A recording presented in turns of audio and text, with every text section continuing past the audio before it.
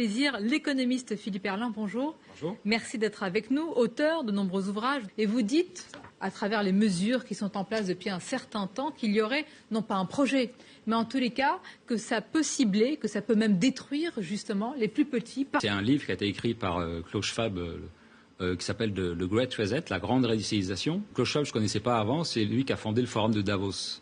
Donc quelqu'un de très introduit et qui fréquente les grands chefs d'État, les grandes multinationales. Donc je m'attendais à lire un livre qui fasse l'éloge du capitalisme, auquel cas ça m'aurait bien plu, parce que moi je suis un économiste libéral, donc j'aurais trouvé ça très bien.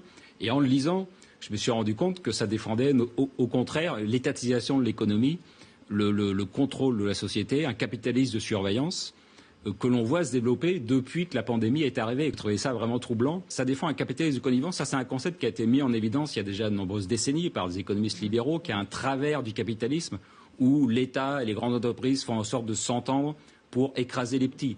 Et à quoi on assiste en ce moment depuis ces confinements? C'est les petits qui sont écrasés, les restaurateurs, les artisans, les commerces qui sont écrasés, qui s'appauvrissent. Beaucoup vont faire faillite, même s'il y a des aides de l'État. Beaucoup vont disparaître. Et dans le même temps, on voit que le CAC 40, le Dow Jones se porte très bien, la fortune des GAFA augmente. Et donc ça s'appelle un transfert de richesse. Voilà, il y a de l'argent qui va des petits vers les gros et qui permet aux gros de devenir encore plus puissants. Mais comme le dit Klaus Schwab, c'est une fenêtre d'opportunité. C'est une opportunité qui est arrivée. Le virus est arrivé et ça a été l'occasion à saisir, selon eux. L'occasion à saisir pour les États pour renforcer leur contrôle sur l'économie. Il faut savoir que c'est aussi un discours écologique. Donc il dit qu'il faut arrêter la tyrannie de la croissance, les ressources sont limitées, etc. Donc c'est un discours qui est complètement dans l'air du temps et qui plaît déjà à tous les dirigeants politiques français.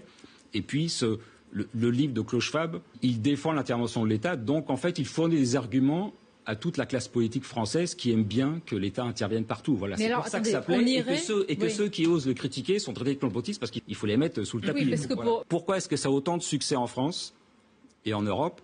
C'est que ça justifie l'intervention de l'État dans tous les domaines. On contrôle l'habitation, le transport, l'industrie, l'agriculture.